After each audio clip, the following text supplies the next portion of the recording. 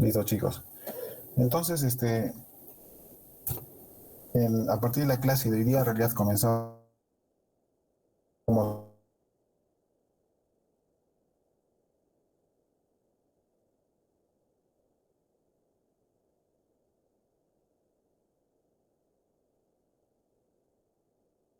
¿no? Entonces, hasta no hace mucho tiempo, en realidad, había médicos generales que se dedicaban a hacer, pues, de todo un poco en cirugía, ¿no? Entonces, yo todavía cuando he hecho internado, los médicos de cirugía general, como su nombre dice, pues operaban un poco de urología, un poco de cirugía de tórax, incluso por ahí algunos hacían neurocirugía, hacían otorrino, etcétera, etcétera, ¿no? Y las especialidades hasta no hace mucho tiempo atrás se daban no por un periodo de residencia médica, sino más bien por un tiempo de trabajo en una especialidad, ¿no? O sea, médicos generales que trabajaban mucho tiempo en anestesiología, con el tiempo sacaban su registro de anestesiólogos y ejercían como tal, ¿no? Y así sucesivamente, hasta que poco a poco se fue implementando el sistema de especialidades médicas, el sistema de residentado médico, y bueno, recién han comenzado a salir especialistas.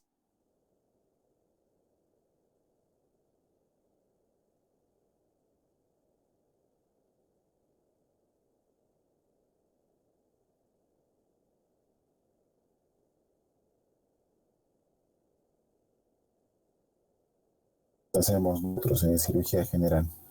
Nuestra especialidad se dedica básicamente a la atención del abdomen y de todo el aparato digestivo, ¿no? Entonces, ya entrando un poco al curso, pues lo primero que nosotros vamos a atender siempre es un abdomen agudo. En las emergencias, la patología frecuente, más frecuente, tiene que ver o está directamente relacionada a este tema del abdomen agudo. Entonces, su conocimiento es importante. ¿Ya? ¿Por qué?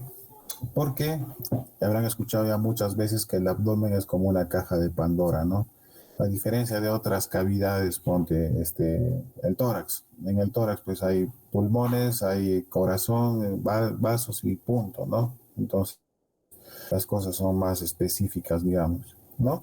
En cambio, en el abdomen vamos a encontrar, pues, muchos órganos, ¿no? Está el estómago, inclusive la parte distal del esófago, estómago, vaso, epiplón, páncreas, vesícula, hígado, intestino delgado, intestino grueso, incluso la parte pélvica. Nosotros, cuando atendemos pacientes a mujeres con abdomen agudo quirúrgico, incluso nos capacitamos o conocemos la probabilidad de que no sea por ejemplo, no sea una apendicitis, sino más bien un embarazo ectópico, una amenaza de aborto, un quiste de ovario a pedículo torcido, etcétera, etcétera, ¿no? O tenemos la posibilidad de que veamos un problema en la vejiga, un cálculo enclavado, una perforación de vejiga, que aunque parezcan que fuera algo muy extraño, en realidad muchas veces es muy común, ¿no? Al menos está íntimamente relacionado por ejemplo, mujeres que se hacen abortos en sitios que no son adecuadamente atendidos por personas que están capacitadas. Muchas veces, está de más decirlo, pues en nuestro medio pues hay un montón de propaganda. Ustedes van a la calle Belén y hay 20 personas, muchas veces no médicos, que se dedican, digamos, al aborto clandestino, ¿no? Y a veces hacen perforaciones uterinas, perforaciones intestinales, lesiones de vejiga, etcétera, etcétera, ¿no? Entonces, como verán ustedes, dentro del abdomen, pues es un mundo, cada parte, digamos, incluso en la subespecialidad hay áreas, pues, si ustedes van a hacer esta especialidad al Rebagliati, por ejemplo, hacen vuestro internado en Rebagliati dentro de cirugía, que nosotros le conocemos como cirugía general. Dentro de la cirugía hay subespecialidades o hay unidades, ¿no? Entonces hay una unidad de estómago y esófago, otra unidad de hígado y vías biliares, otra de intestino, otra de colon recto llano, otra parte de retroperitoneo, los que trabajan en el páncreas, etcétera, etcétera, ¿no? Entonces, el abdomen agudo, pues es todo un mundo. Y como dice acá en esta frase que les he puesto, pues tenemos que conocer lo que queremos buscar, en otras palabras, ¿no? Si no sabemos que existe una vesícula que puede tener cálculos en la vesícula y que si se complica nos puede dar una pancreatitis, entonces no vamos a saber qué buscar. Si tenemos que conocer las cosas básicas de todas esas enfermedades. Entonces, respecto al abdomen agudo, como ustedes saben, va a haber dos tipos de abdomen agudos, ¿no? El médico y el quirúrgico, ¿no? El médico, el que se va a relacionar, como su nombre dice, con tratamiento médico, ¿no? Ejemplo, una infección urinaria. Hay gente que le duele muchísimo, ¿no? Y el que necesita en ese caso solamente darle tratamiento antibiótico, analgésico, obviamente previamente hacerle su examen de orina, urocultivo, etcétera, y darle su tratamiento, ¿no? Una pancreatitis no complicada es un abdomen de agudo médico, ¿no? Que necesita, como ustedes saben, la evaluación por un gastroenterólogo, un médico internista o incluso muchas veces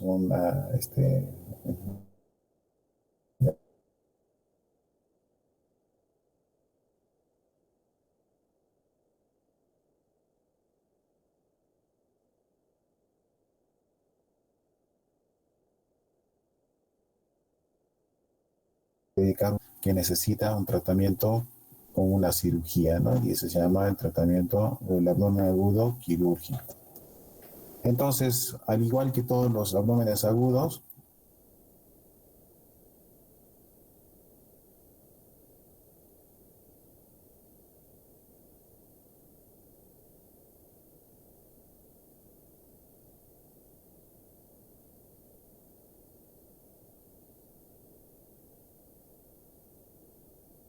el cuadro de miocardio de la cara inferior, ¿no? Entonces, si bien es cierto, se localiza en el abdomen, pero algunos de sus síntomas pueden sentirse en otras partes del cuerpo, ¿no?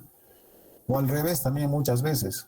Cuando hagamos la parte de apendicitis, vamos a ver que especialmente en niños un diagnóstico diferencial son las faringoamigdalitis, ¿no? Que muchas veces lo que hacen es inflamar todo el sistema linfático y como ustedes saben, acerca del apéndice, en sus alrededores y en el tercio distal del intestino delgado hay muchos ganglios linfáticos y a veces hace lo que se llama una adenitis mesentérica causada por una faringomigdalitis.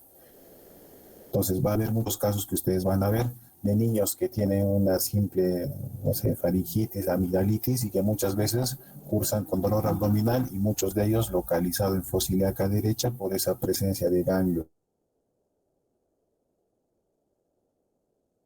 que les di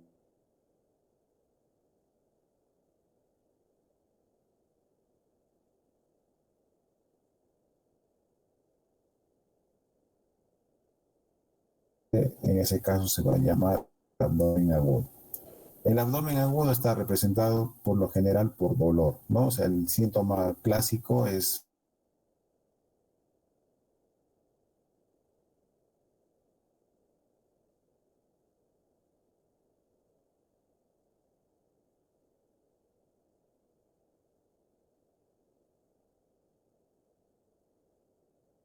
el nombre ha cambiado, simplemente un dolor abdominal de etiología determinada se ha englobado a todo esto en un síndrome que es el síndrome de abdomen agudo, porque muchas veces va a estar acompañado de otros síntomas, ¿no? Entonces ahí se acuerdan el ejemplo mayor, digamos, la litiasis vesicular. Cuando uno tiene un cólico por litiasis vesicular, se va a acompañar de dolor, pero también va a haber otros síntomas como son náuseas, vómitos, malestar. O cuando uno tiene una apendicitis, si bien es cierto el dolor más o el síntoma más importante es el dolor en la fosa ilíaca derecha, pero ese paciente también puede tener en algunos casos disminución del apetito, en otros casos va a tener diarrea, en otros va a tener estreñimiento. Entonces, así, ¿no? Entonces vamos a ir conociendo poco a poco que, como les digo, el síndrome de abdomen agudo pues va a englobar no solamente dolor, ¿no? Puede haber otras cosas también. Por lo general es de instalación brusca, es corta en el tiempo y al menos en lo que son los abdomenes agudos quirúrgicos, pues no van a ser cuestión de muchos días, ¿no? Una cosa que siempre van a escuchar es de que la gente dice, y hace una semana le hicieron ecografía y todo estaba normal, pero ahora tiene apendicitis. ¿Cómo me va a decir eso? Y eso es entendible, ¿no? O sea, las apendicitis, por ejemplo, no son cosas que van a dar pues en un mes, 2 meses, ni 3 meses. Va a ser cuestión de a veces horas, 6 horas, ¿no?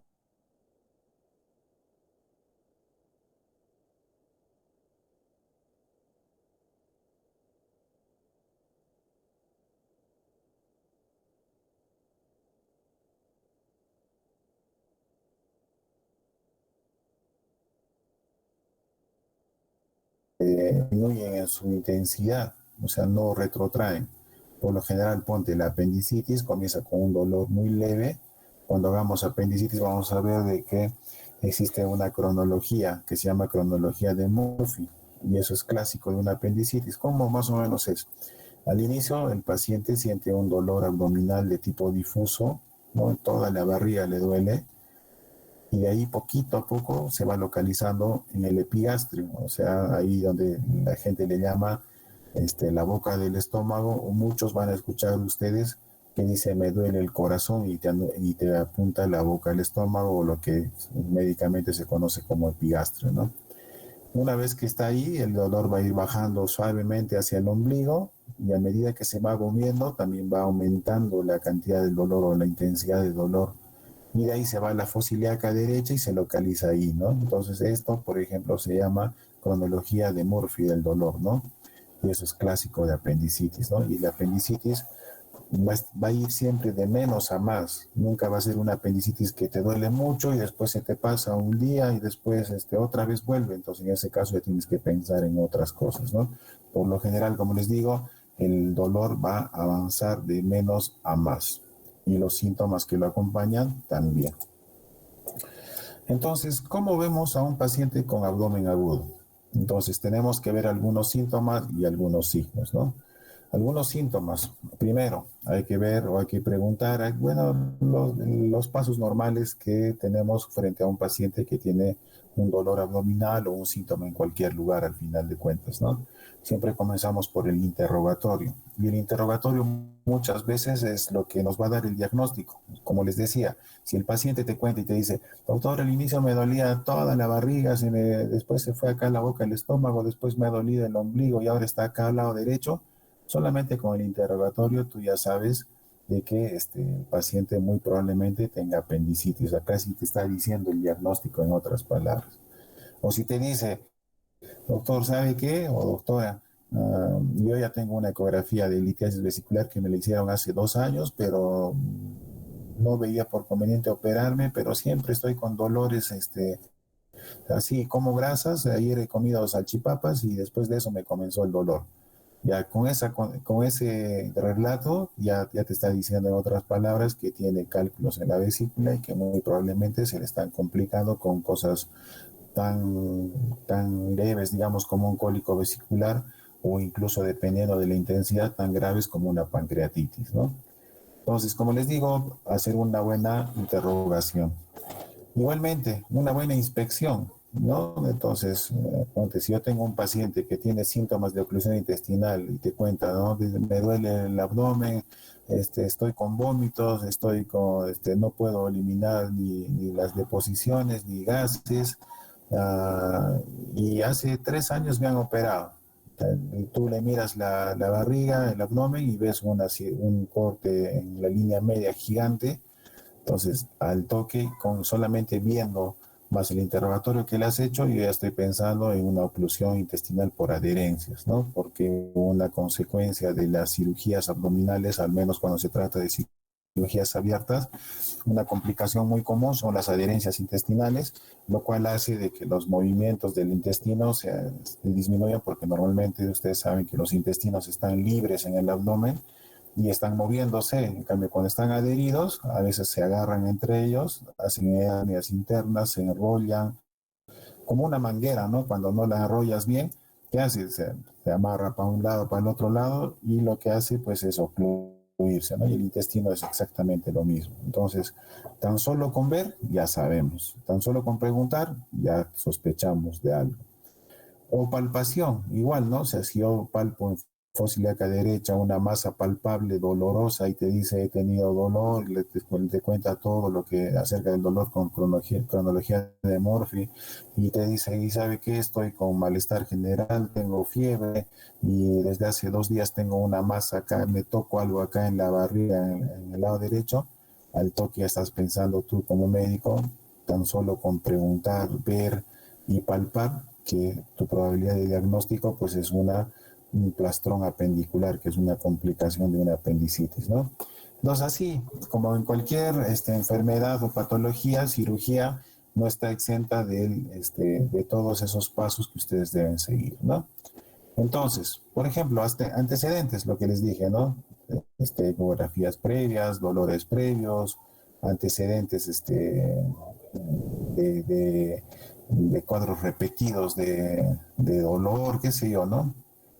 El aspecto al ingresar al deambular, incluso ustedes van a poder ver eh, cuando hagamos clase por clase acerca de cada patología, que muchas veces tan solo con ver al paciente entrar uno ya puede sospechar, ¿no? Por ejemplo, cuando tú ves a un paciente con apendicitis, si alguno ha tenido apendicitis alguna vez, uno puede ver, acordarse alguna vez de que el paciente con apendicitis viene caminando, pero viene agarrándose la fosileca derecha con las dos manos, o con una mano por lo menos, y agachado hacia ese lado, ¿no? Y obviamente con una fasis dolorosa, ¿no? Entonces viene así como cojeando y cogiéndose con una o dos manos la fosileca derecha y doblado, ¿no?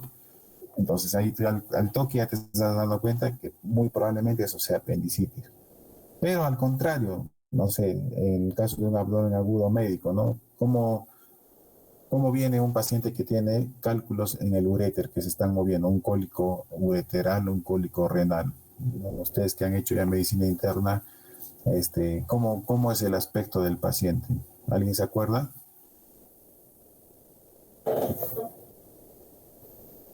¿Qué me dicen?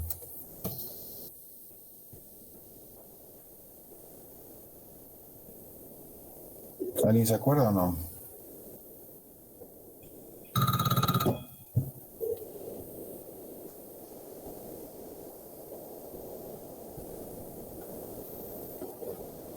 ¿Qué me dicen, chicos?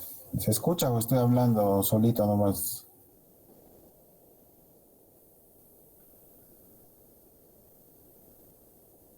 Sí se escucha, doctor. ¿Qué me dicen? ¿Alguna vez alguno de ustedes ha tenido un cálculo renal que se ha movido? ¿O han visto a alguien que tenga un cálculo ureteral?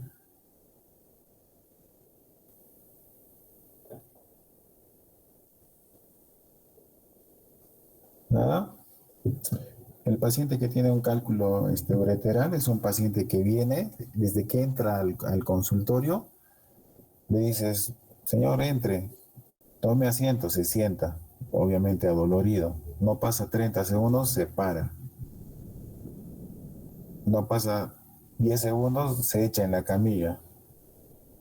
Obviamente así recontra dolorido.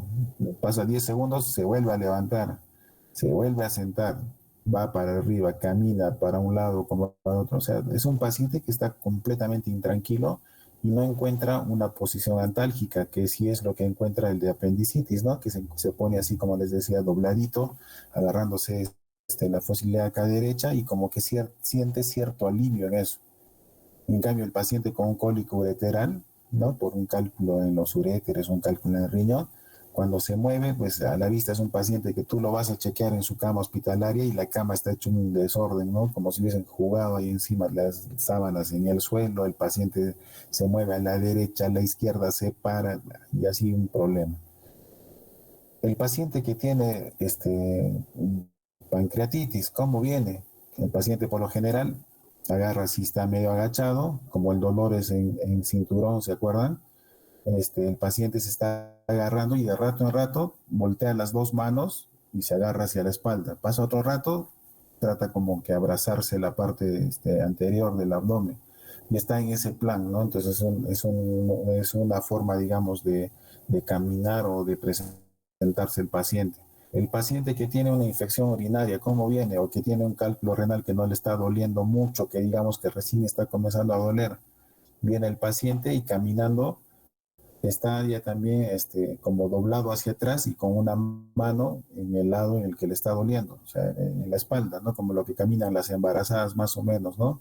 Apoyándose en la parte de atrás, ¿no? Con una mano del lado que le está fastidiando, ¿no? Entonces, muchas veces, como les digo, solamente al ver cómo viene, ya me doy cuenta. Una paciente con embarazo ectópico complicado, ¿cómo viene? De solo verla nada más, viene así agachada, agarrándose el hipogastrio o el lado del embarazo ectópico, y tú al verle la cara ves así una palidez marcada, ¿no? Entonces, paciente con dolor y palidez y mujer en edad fértil, al toque yo tengo que sospechar de embarazo ectópico roto, ¿no? Entonces, tan solo como les digo, el aspecto ya nos indica algo. El tipo de dolor abdominal ya lo estamos hablando. El dolor de la apendicitis en la cronología de Murphy se ubica en la fosa ilíaca derecha. El dolor abdominal en la colecistitis se ubica en el hipocondrio derecho. El dolor abdominal de la pancreatitis es un dolor en cinturón. El dolor de la diverticulitis es un dolor en fosa ilíaca izquierda. El dolor de la úlcera gástrica perforada duele en el epigastrio, ¿no? Y así en cada sitio, y como después vamos a ver, cada uno tiene un tipo de dolor, ¿no? En algunos es un dolor tipo cólico, en otros es un dolor penetrante, en otros es un dolor urente o lo que todos le conocemos como epigastralgia, ¿no? Entonces, cada una de esas cosas ya te hace pensar en cosas diferentes, ¿no? La fiebre y los escalofríos en algunos pacientes van a presentarse con alza de temperatura, ponte una apendicitis, al menos en lo que se tiene que ver con problemas infecciosos, ¿no? Una apendicitis, casi siempre el paciente viene también con una sensación de alza térmica, pero los escalofríos ya también son en patologías, por ejemplo, la pancreatitis. El paciente muchas veces viene así con la sensación de un frío intenso acompañado de episodios de sensación de temperatura, ya también, ¿no? Como que no regular. La anorexia, igual, la anorexia es la disminución de apetito o falta de apetito. Es un signo clásico, ponte en niños, cuando hablamos de apendicitis, lo primero que hace el niño es bajar sus ganas de comer. Y de hecho, muchas veces dentro del interrogatorio de una apendicitis es preguntarle al niño, ¿no? Oye, ¿qué te gusta? Pollo a la brasa. ¿Quieres pollo a la brasa? Te invito ahorita a un pollo a la brasa, y el paciente que está con una apendicitis complicada te va a decir, no, no quiero, me da asco, ¿no? Entonces, y así. Náuseas, vómitos, constipación, diarreas, como ustedes pueden ver, pues son síntomas que no son específicos. Hay pacientes con apendicitis que pueden venir con náuseas y vómitos, hay otros pueden venir con diarrea, otros pueden venir con constipación. Un detalle bien importante que ustedes deben preguntar es acerca en mujeres en edad fértil, siempre hay que preguntar acerca de la fecha de última regla. Ustedes habrán visto en medicina, cuando alguna vez es que les han dado la oportunidad de rotar, y eso lo van a ver más pues en ginecología, en cirugía, las mujeres muchas veces niegan relaciones sexuales, ¿no? Niegan, o sea, hay gente muy joven, como ustedes verán ahora, los chicos cada vez tienen diferentes posiciones, digamos, respecto al hecho de tener relaciones sexuales, ¿no? Entonces, sin embargo, todavía esa situación es castigada socialmente o muchas veces familiarmente, ¿no? Entonces, tú vas a encontrar chicas que juran que nunca han tenido ninguna relación sexual, sin embargo, están embarazadas de 5, 6, 7 meses y han escondido su embarazo a la familia, ¿no? Entonces, nunca se olviden de que por más de que la mujer les diga, no, no estoy embarazada, no tengo relaciones, dentro de vuestro screening de estudio, siempre una mujer en edad fértil, ante la mínima sospecha, dentro de vuestros estudios siempre tiene que estar el test de embarazo, ¿no? Entonces, el retraso menstrual, la fecha de última regla, uso de anticonceptivos, son cosas que ustedes siempre deben preguntar, ¿no? En medicina, creo que ustedes lo habrán escuchado muchas veces, siempre decimos, ¿no? Toda mujer es embarazada mientras no se demuestre lo contrario, ¿no? En medicina, como les digo, siempre una chica en edad fértil tiene que entrar en el marco de la sospecha de embarazo, ¿no? Y complicaciones del embarazo, porque van a ver ustedes con la experiencia de los años que se van a llevar muchas sorpresas muchas veces, ¿no?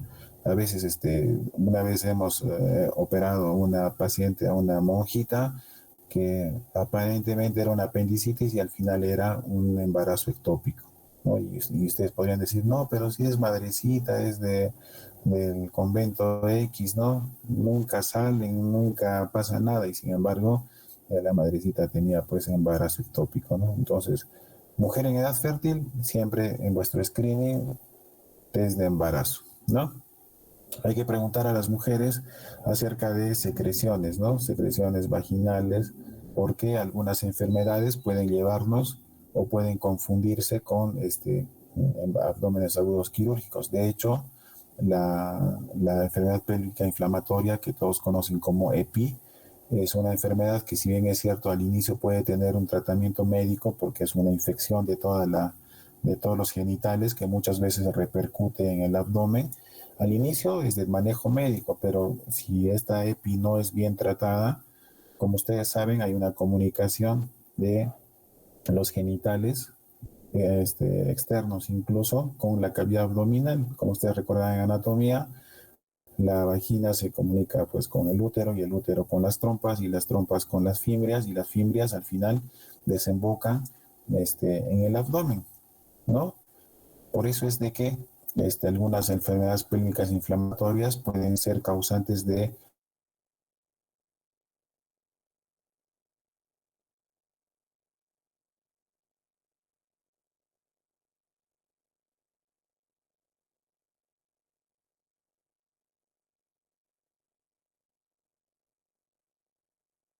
trompita. Ajustamos un poco cuando hacemos la paroscopía, con una pinza ajustamos un poco la trompa, y por las fimbrias comienza a salir un poco de pus, ¿no? O a veces encontramos pues gran cantidad de pus y exploramos, y en realidad el origen de esa peritonitis es pues una EPI que se ha complicado, ¿no? O muchas veces ustedes habrán escuchado también de lo que es la menstruación retrógrada, ¿no? ¿Quién me dice que es una menstruación retrógrada?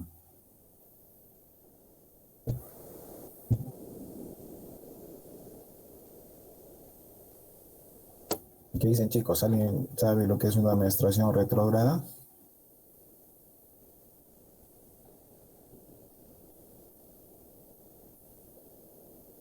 ¿Ah? ¿Nadie? Entonces, la menstruación retrógrada es más o menos como lo que ahorita les he explicado, ¿no? Una enfermedad pélvica inflamatoria, pues esa pus, esa infección puede viajar a través de las trompas hacia las fimbrias y salir hacia el abdomen. Lo mismo sucede en algunas mujeres, y por eso es de que algunas mujeres tienen dolores menstruales más intensos, ¿no? ¿Por qué? Porque la sangre que está en el útero, en vez de caer hacia abajo como una regla normal, muchas veces busca camino y a través de la trompa viaja, sale por la fimbria, y esa sangre que debería ir para abajo, más bien se mete hacia el abdomen. Y ustedes saben que normalmente, obviamente, no hay sangre en el abdomen. Entonces, lo que se causa, dependiendo de la cantidad, pues en muchos casos puede causar incluso una peritonitis química causada por sangre, ¿no es cierto? Entonces eso se llama menstruación retrógrada, y hay muchas mujeres que les pasa eso normalmente todos los meses, ahí regresa un poco la sangre, les irrita el peritoneo porque ya les estoy diciendo que hace una peritonitis química, y a veces eso puede hacernos ver o hacernos sospechar, digamos, una peritonitis de otras causas, y sin embargo cuando entramos a la sala pues encontramos solamente sangre, ¿no? Líquido sanguinolento que revisan las trompitas y por ahí está saliendo, ¿no? Entonces eso es una menstruación retrógrada, ¿no? Entonces fíjense lo importante que también es pedir fecha de última regla, características de la menstruación, características de los síntomas que vienen acompañados a la menstruación, etcétera, etcétera, ¿no? Entonces es un sinfín de cosas que uno tiene que preguntar cuando habla de abdomen agudo. Respecto a los signos, Va a haber signos generales, dependiendo, cuanto más infecciosos, pues va a haber taquicardia, va a haber fiebre, signos de deshidratación, etcétera, que son los síntomas generales. Ponte, por ejemplo, un paciente que tiene válvulas sigmoides, que está ocluido y que está haciendo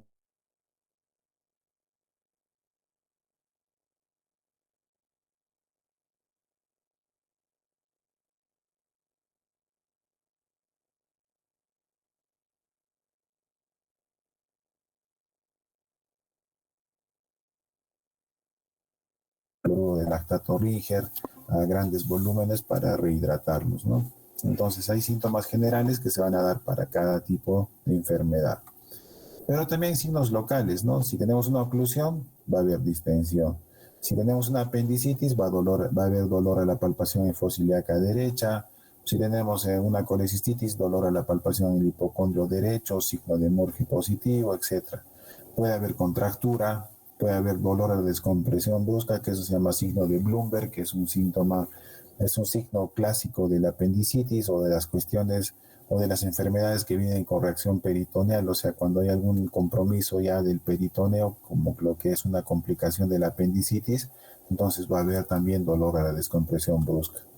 Va a haber alteración de los ruidos peristálticos, ¿no? En las oclusiones intestinales al inicio hay ruidos aumentados, hay ruidos de lucha, pero después cuando ya está complicado va a haber más bien ausencia de ruidos hidroaéreos, ¿no? Entonces, eso es un signo clásico de oclusión intestinal, ¿no? Cuando ya está complicada, por ejemplo. El dolor al tacto vaginal y rectal, ¿no? De hecho, algunas enfermedades que son quirúrgicas se diagnostican muchas veces por un tacto vaginal o al menos se hace un diagnóstico diferencial, ¿no? A veces cuando tenemos mujeres en las cuales no estamos seguros si es una apendicitis o es una patología ginecológica, entonces le hacemos una interconsulta de ginecología y lo primero que hace el ginecólogo es hacer un tacto vaginal, ¿no? Entonces a veces con ese tacto vaginal muchas veces diferenciamos entre una apendicitis y una EPI, ¿no? Entonces en el momento de hacer el tacto, el ginecólogo agarra el cuello del útero, lo moviliza, golpea un poco el cuello del útero, el útero mismo, o trata de golpear, digamos, un poco las trompas, ¿no? Indirectamente, obviamente. Y si hay dolor, el ginecólogo va a sospechar de enfermedad pélvica inflamatoria, ¿no? Y así, hay matidez o timpanismo, hay marchas antálgicas, como lo que les decía, y así, ¿no? Se dan cuenta que hay varias cosas diferentes, ¿no? En la inspección que va a haber, fases dolorosa, ¿no? Casi, como les decía, casi todos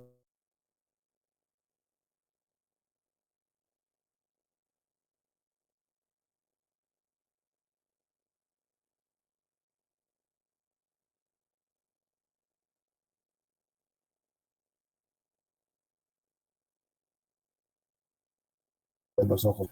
Va a haber en otros casos fases hipocrática en la peritonitis, ¿no? El paciente está así como un cadáver, en realidad no todo pálido, con las mejillas deprimidas, ojos hundidos, labios y orejas cianóticas, y todo eso tiene que ver pues con procesos, muy probablemente ese paciente en una peritonitis está cursando con una sepsis o muchas veces con un shock séptico y esto explica todas estas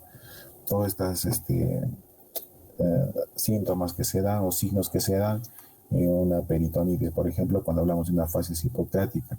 O como les decía, si ustedes tienen un embarazo ectópico roto, el paciente va a tener una fasis pálida, blanca, las conjuntivas y escleras pálidas, la piel fría, ¿no? Entonces, ahí también, o sea, ponte, tú tienes mujer que viene pálida, que viene con dolor abdominal, le preguntas fecha de última regla y te dice hace 2 meses o 3 meses y encima te dice y me está saliendo sangre por la vagina, ya al toque ya sabes que eso es un embarazo ectópico, ¿no? Ya tan solo con preguntar eso ya tu sospecha al 95% es embarazo ectópico, ¿no? La inspección abdominal, como les decía, existencia de cicatrices de cirugías anteriores, existencia de distensión abdominal, cuando la distensión es en obús. ¿Qué es un obús? ¿Alguien sabe qué es un obús? ¿Se acuerdan de los cañoncitos que había en la época de la independencia, ¿no? Con lo que se peleaban en las guerras? Ese es un obús. Entonces, por ejemplo, cuando la distensión es así en la parte como una puntita, digamos, que sale hacia la mitad del abdomen, ¿no? Entonces hacia adelante, eso pues clásicamente es uno sospecha de obstrucciones del intestino delgado, ¿no? Entonces ahí tiene que pensar en las hernias internas, en los vólvulos de Yeyuno, vólvulos de Ilion, oclusiones por adherencias, etcétera. En cambio, cuando uno tiene una oclusión del intestino grueso, o sea, una oclusión por un vólvulo de sigmoides, por ejemplo, entonces ya también tiene la distensión más hacia los costados, como si fuera un sapo, por eso se llama distensión batraciana, ¿no? Porque, o sea, tú lo ves al paciente y tiene los costados así más como levantados, ¿no? Entonces, ahí yo sospecho de una obstrucción por vólvulo de sigmoides, ¿no? La palpación. La palpación, no se olviden, uno cuando el paciente está dolorido y ustedes lo hacen echar, pues, disculpe un momentito, por favor.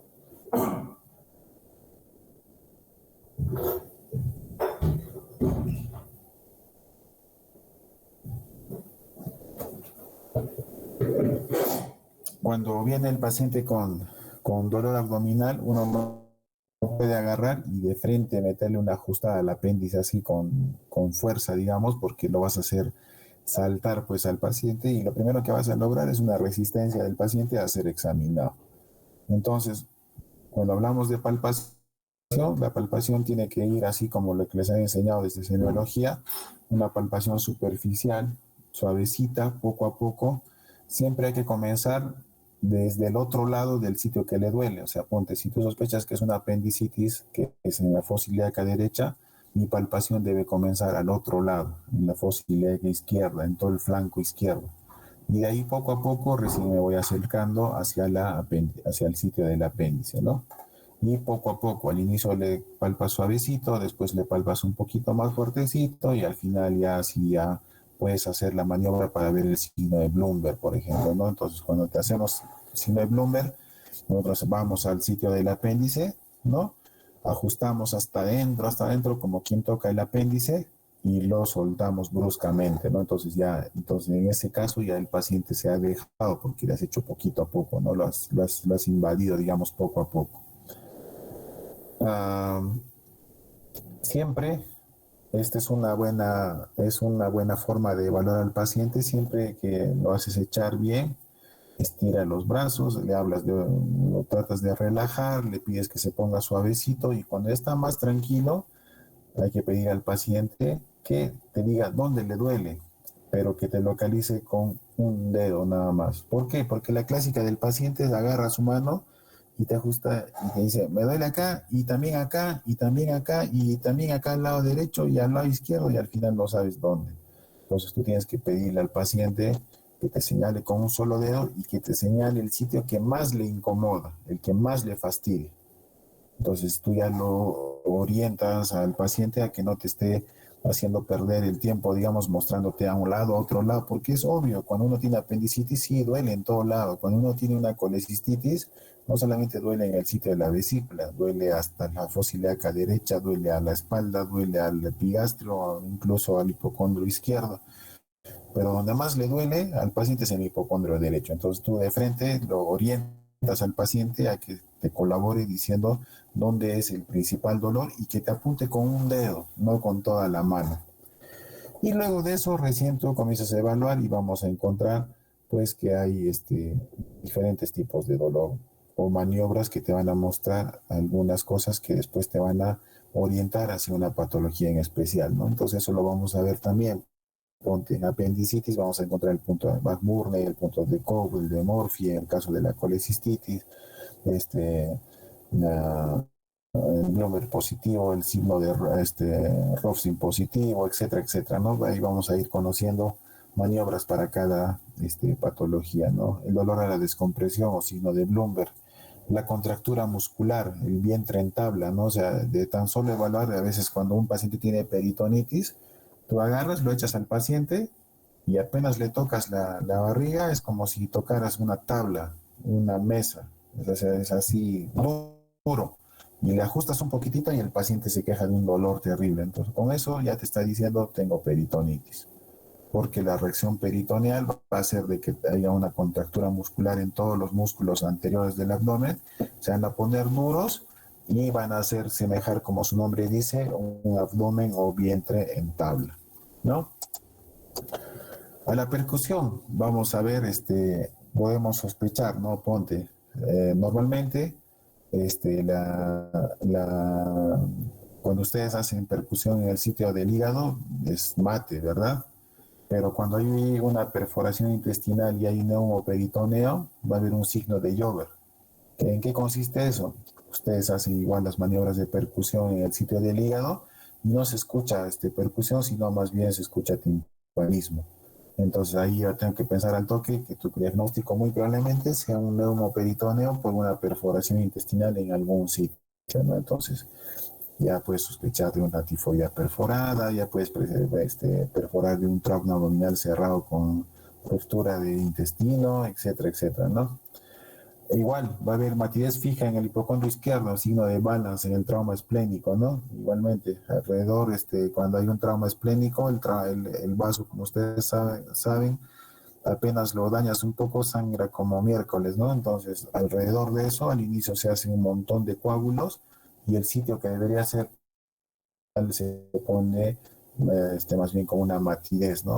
En todo el hipocondrio izquierdo, y si yo tengo antecedentes de un accidente de tránsito, que sé, o que el paciente se desbarrancó, se cayó, lo golpearon en ese lado, y tengo matidez en el hipocondrio izquierdo, al toque ya tengo que pensar en un trauma esplénico. La puño-percusión positiva en procesos retroperitoneales, ¿no? Lo que llamamos puño-percusión lumbar, ¿no?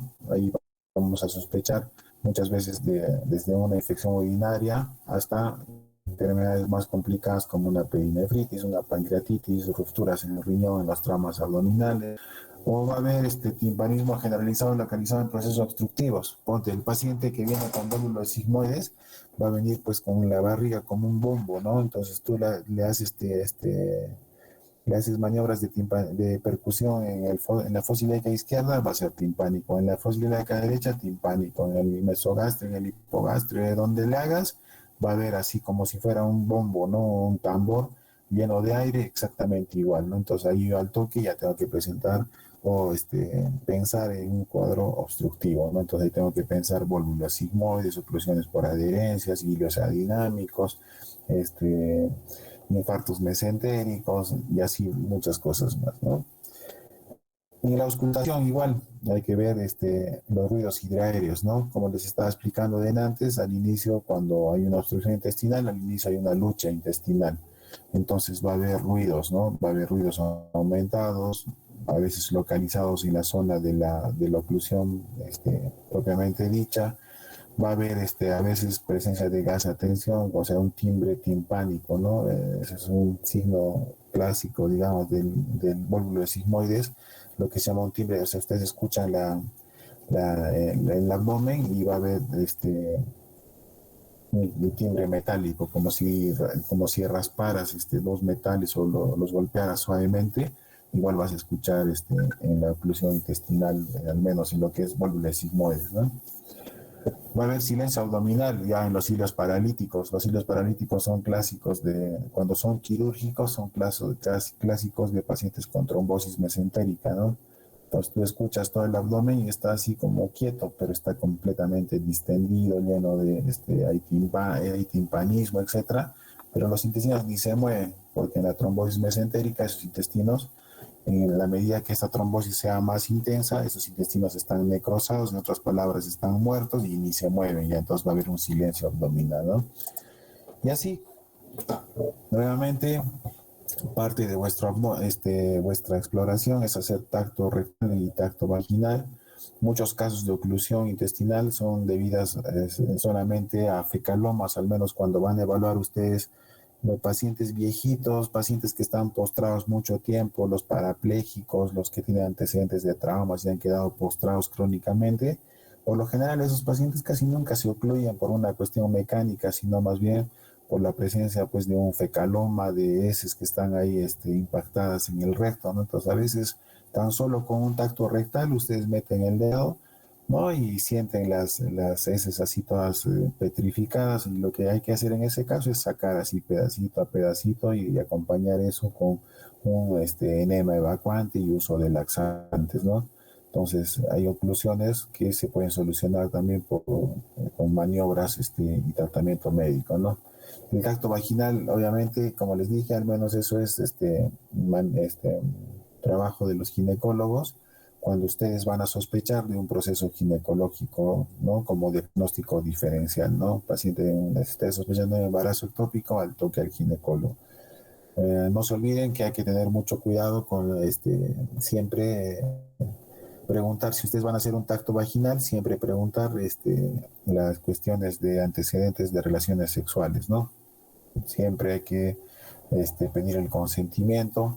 Si van a hacer maniobras a menores de edad, siempre tienen que pedir que haya alguna persona a su lado, a la mamá, el papá, alguna persona que te acompañe, ¿no? Al menos con estas cuestiones médico-legales, a veces ustedes saben de que hay que ser muy cuidadoso con estas cosas, ¿no? El respeto, primero el respeto a la mujer, ¿no? Y otra también, la cuestión, asegurarnos también, ¿no? Ustedes están viendo tantas, noticias que se ven acerca de acosos, de muchas veces personal de salud que hace, pues, tiene comportamientos inadecuados, y al revés también, ¿no? Pacientes que también que a veces son psiquiátricos y pueden asumir, digamos, tú le haces un tacto vaginal y puede asumir de que la estás manoseando, digamos, ¿no? ¿No? Y así es. Por un lado, por otro lado, puede haber un mal comportamiento del personal de salud o del paciente también. Entonces, para evitar esas situaciones, al menos cuando las chicas son jóvenes o menores de edad, con mucha más razón, siempre hay que pedir la presencia de como quien dice, un testigo, ¿no? Que por lo general es mejor un familiar, o también puedes estar acompañado, pues, de otro médico, acompañado de un personal de salud, una enfermera, una técnica, alguien que te acompañe. No, o sea, nunca hagan tactos vaginales así solitos nomás, ¿no? Entonces, porque eso puede traerles alguna vez algún problema. Entonces hay que cuidarnos, como les digo. En algunos casos podemos hacer punciones abdominales, ¿no? A veces sospechamos de líquido libre y sospechamos de cirrosis hepática, entonces ya le hago una punción para hacerle una punción que puede acabar en una paracentesis cuando lo sospechamos así. Pero si tenemos un trauma abdominal cerrado y tenemos paciente con palidez, su hematocrito está bajando, entonces ahí yo le puedo hacer una punción en la fosa ilíaca izquierda, ¿no? Entonces aspirar, y si encuentro sangre o si encuentro contenido intestinal, por ejemplo, ya sé que puede pasar de que sea perforado, hay una peritonitis, o a veces puedo aspirar pus, etcétera, ¿no? Entonces a veces la punción nos puede ayudar. O en algunos sitios podemos, y ustedes cuando veamos lo de atención del paciente con trauma abdominal, muchas veces está indicado el lavado peritoneal, ¿no? Entonces, en el lavado peritoneal uno hace una mini laparotomía, pones anestesia local en el ombligo, haces una incisión de más o menos 1 a 2 centímetros, llegas hasta la cavidad y le echas cloruro, ¿no? Le echas cloruro, esperas un rato y luego aspiras ese líquido que está en el abdomen y eso lo llevas al laboratorio, al microscopio, y ahí va a haber unos estándares para ver si es normal o no ese aspirado que has hecho. Eso se llama lavado peritoneal. Cuando hagan la exposición acerca de trauma abdominal, nos van a explicar un poco más de cómo se hace un lavado peritoneal y cuáles son sus resultados positivos o negativos. Y así, ¿no? Y cuando después de todo eso, ya lo has inspeccionado, lo has palpado, lo has estudiado y encima le has hecho ecografía, tomografía y no encuentras una razón así que justifique el dolor abdominal intenso, entonces como última opción es hacerles una laparoscopia diagnóstica o una laparotomía exploratoria, ¿no? En estos tiempos casi ya cuando sospechamos de dolor y no hay un motivo específico, algo que nos justifique, digamos, la presencia de ese dolor, entonces en algunos pacientes le hacemos laparoscopia, ¿no? Entonces el paciente va a sala, se le anestesia, se le hace una pequeña incisión en el ombligo, metes la cámara por allí y a partir de eso puedes revisar pues toda la cavidad abdominal, ¿no? Entonces, o si es que no tienes un laparoscopio, en algunos casos tienes que hacer una laparotomía exploratoria. Entonces, se hace una incisión mediana y a través de esa incisión comienzas a ver en vivo y en directo qué es lo que está sucediendo, ¿no? Cuando no hay, como les digo, ya la han inspeccionado, la han palpado, le han preguntado todos los antecedentes, le han hecho ecografías, tomografías, resonancias, todo, y no encuentras nada, el último paso es hacer una laparoscopía diagnóstica.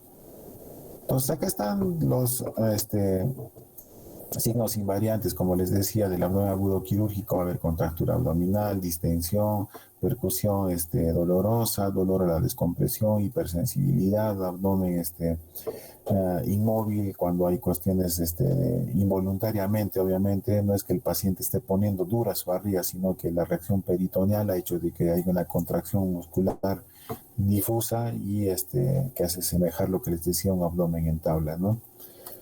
Hay signos no esenciales, ¿no? Si bien es cierto, esto casi siempre se presenta, hay otros que pueden o no presentarse, ¿no? Taquicardia, matidez, en diferentes lugares, ruidos y dedos alterados, puede haber fiebre o no. En un paciente con cólico vesicular, bueno, no voy a encontrar fiebre, ¿no? En un paciente que tiene una hernia, encarcerada, no voy a encontrar fiebre, voy a encontrar solamente dolor. La palidez es algo relativo, las alteraciones al tacto vaginal o rectal también, si bien es cierto, son de ayuda, pero no es que te dan el diagnóstico tampoco, ¿no? Esto es lo que les decía antes. Dentro de los dolores abdominales va a haber diferentes tipos de dolor, ¿no? Va a haber dolores constantes, que no se van con nada, al menos cuando hay irritación peritoneal, en otras palabras, en las peritonitis. Va a haber los dolores tipo cólico, ¿no? En los dolores, en las vísceras huecas, ¿no? Las vísceras huecas son las que tienen contenido dentro, puede ser líquido, puede ser aire. Entonces, por ejemplo, la vesícula es una víscera hueca porque tiene adentro un espacio donde está contenido bilis. Entonces, cuando duele la vesícula por un cálculo que se ha metido en el cístico y esto hace que no salga la bilis, entonces la vesícula va a tratar de doblarse más y eso va a ser un dolor tipo cólico, ¿no? Es el mismo dolor que sienten las mujeres cuando les da sus cólicos menstruales, ¿no? El hecho de querer vaciar la sangre que está contenida en todo el útero va a hacer de que les dé esos cólicos, ¿no? Entonces, el dolor de la vesícula es así también. O el dolor tipo urente, lo que todos conocemos como un dolor tipo ardor. En ese caso, si yo tengo un paciente que te dice me duele, pero me arde, me quema, como si la gente dice como fuego, dice, ¿no? La gente normalmente habla así, ¿no? Como fuego tengo acá en la boca del estómago, dicen. O sea, un dolor tipo ardor en el epigastrio, al toque yo tengo que pensar o sospechar de que muy probablemente sea una gastritis, una úlcera, etcétera, ¿no? Un dolor tipo opresivo, es un dolor como una presión, como si algo te estaría ajustando dentro. Generalmente se debe pues a la afectación de órganos sólidos y huecos, ¿no? Es un dolor por la distensión progresiva. Entonces eso, por ejemplo, es un clásico dolor de la oclusión intestinal, ¿no? Que es un dolor que ajusta así en todo el abdomen, ¿no? Es difuso, digamos.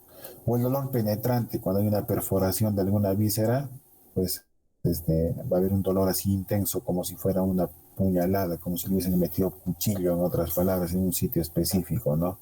Entonces eso va a darse en las isquemias mesentéricas, en las colecistitis que han sido complicadas con piocolecisto, etcétera, etcétera. Entonces estos son los 5 tipos de dolor abdominal. Entonces, como ustedes pueden ver, hay pues estas pues son unas cuantas de los cientos de diagnósticos diferenciales de abdomen agudo, ¿no? Hay pacientes que requieren cirugías inmediatas, o sea, ya nomás, como la apendicitis, la obstrucción, las perforaciones, las colecistitis agudas, las aneurismas de aortas complicados, isquemias, quistes de ovario complicados, los embarazos ectópicos complicados, las pancreatitis complicadas, no las pancreatitis agudas nada más, sino las complicadas, ¿no? Requieren cirugía inmediata. Las que no requieren cirugía inmediata, por ejemplo, las hepatitis, abscesos hepáticos, quistes hidatídicos, algunos ginecológicos como la EPI, enfermedad pélvica inflamatoria, el folículo ovárico roto, etcétera, etcétera, ¿no? Como ustedes pueden ver en este cuadro, pues hay un montón de enfermedades, unas que requieren cirugía inmediata ya, otras que no necesariamente las puedes planificar, puedes ver, estudiar al paciente, etcétera, o algunas que pueden, muchas veces, como les decía antes, algunos padecimientos extraabdominales que simulan abdomen agudo, ¿no? Entonces, por ejemplo, el infarto agudo de miocardio, al menos cuando es el de la cara inferior, puede hacernos pensar que es una úlcera perforada. Las pericarditis, las congestiones hepáticas por insuficiencia cardíaca, las neumonías basales, esto es bien común, ¿no? Y esto no es nada raro entrar a sala por un paciente para una laparoscopia diagnóstica porque tiene dolor intenso. Uno entra, no encuentra nada. Después le tomas una radiografía y tiene todo en la base de alguno de los lados o tal vez los dos lados completamente abolidos por una neumonía, ¿no? Entonces, a veces las neumonías también causan dolor abdominal y hacen parecer enfermedades más graves, ¿no? Las anemias de células falciformes, esta es una patología que ustedes deben valorar mucho. En nuestro medio, esto es lo que se llama el sickle cell, ¿no? ¿Se acuerdan? Es una enfermedad autosómica dominante que se da especialmente en gente que tiene como antecedente familiares que hayan tenido raza negra, ¿no? Entonces, ¿por qué les digo eso? Porque van a ver ustedes gente extranjera, al menos los que vienen de Brasil, los que vienen del Caribe, Estados Unidos, en sitios que hay mucha gente negra. Viene acá al Perú, viene al Cusco, sube a altura y su anemia de células falciformes se expresa, comienza a producirse más glóbulos que ustedes ya saben son, como su nombre dice, células que tienen forma de bastoncitos, ¿no es cierto? O sea, de forma anormal. Comienzan a producir más por la falta de oxígeno y esas células anormales llegan al vaso y en el vaso, como ustedes saben, es un filtro, comienza a captar esas células que son anormales y las comienza a destruir, ¿no? Pero como son un montonal que están llegando al vaso, lo que hace es formarse como pequeños trombos y hace lo que se llama un infarto esplénico, ¿no? Entonces, si bien es cierto, en otros sitios es bien extraño ver, pero en nuestro medio, en el Cusco especialmente, en los casos de pacientes con infarto esplénico por antecedentes de anemia de células falciformes o sickle cell, es bien común, ¿no? O sea, siempre al mes operamos 3, 4, 5, hasta a veces 10 pacientes que han venido y que han acabado en esplenectomía por un infartos esplénicos severos o masivos por causa de una anemia de células falciformes, ¿no? O sea, cosas que están en otro sitio, pero que muchas veces pueden acabar en cirugía. ¿Qué tipos de abdómenes agudos va a haber? Va a haber los inflamatorios, va a haber los obstructivos, los perforativos, los hemorrágicos, los vasculares, ¿no? Como su nombre dice, acá están pues los ilios, las apendicitis, las colecistitis, etcétera, ¿no? Va a haber los obstructivos, acá están las oclusiones intestinales, ¿no? Va a haber distensión, vómitos. Los perforativos, los que tienen, como su nombre dice, perforación intestinal o perforación de alguna víscera y se expresan después en peritonitis por fuga en el caso del abdomen. Se perfora el intestino, se sale el contenido intestinal, hace una peritonitis química, ¿no? Y hace un abdomen en tabla, ¿no? Va a haber contractura, obviamente. En el caso del hemorrágico va a haber, pues, palidez, va a haber tendencia al desmayo, lipotimia, dolor de leve a moderada intensidad, ¿no? Ahí están, por ejemplo, los tramos abdominales cerrados, los embarazos ectópicos, etcétera, ¿no? O los vasculares en los cuales hay dolor intenso, ¿no? El paciente que tiene isquemia mesentérica es un paciente que tiene un dolor recontra intenso, pero cuando le haces el examen abdominal no encuentras tantos signos. Entonces, esa relación de menos a más entre hallazgos a la palpación y dolor nos hace sospechar mucho de problemas intestinales como lo que son las isquemias mesentéricas, ¿no? Al menos tienes un paciente que es un viejito que usa válvulas y que no toma su warfarina adecuadamente y viene con dolor abdominal, distensión, dolor intenso y todo eso, al toque ya tengo que pensar en una trombosis mesentérica. Entonces acá están los ejemplos, ¿no? Inflamatorio, apendicitis, colecitis, obstructivos, bridas de adherencias, tumores, vólvulos, perforativos, úlceras, divertículos, anemia de colon perforado, vasculares, las obstrucciones de la arteria mesentérica o isquemia mesentérica, etcétera, etcétera, ¿no? Esto es algo que ustedes ya lo conocen de más, es dividir, hacer un mapa, digamos, del abdomen, ya saben, el epigastrio, hipocondrio derecho, hipocondrio izquierdo, mesogastrio, flanco derecho, izquierdo, fosa ilíaca derecha, hipogastrio, fosa ilíaca izquierda, eso ya lo conocen desde semiología, pero en cirugía para nosotros es recontra importante. ¿Por qué? Porque ya saben que donde yo divido como un Michi, ¿no es cierto?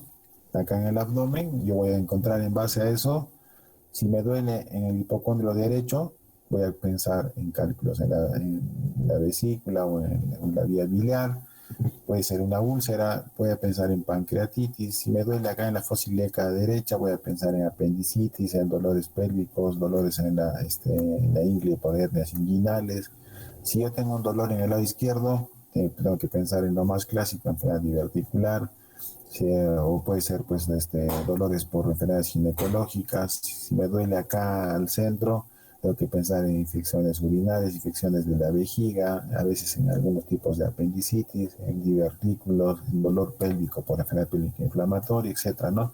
Entonces, para nosotros en cirugía es recontra importante conocer esto porque en base a eso vamos a sospechar. Si el paciente se queja de dolor acá en hipocondrio derecho, al toque cálculo es mi primera sospecha, ¿no? Y así, miren, por frecuencias, ¿no? ¿Cuáles son los más comunes? En nuestro medio, acuérdense, lo más común que viene en cirugía abdominal, la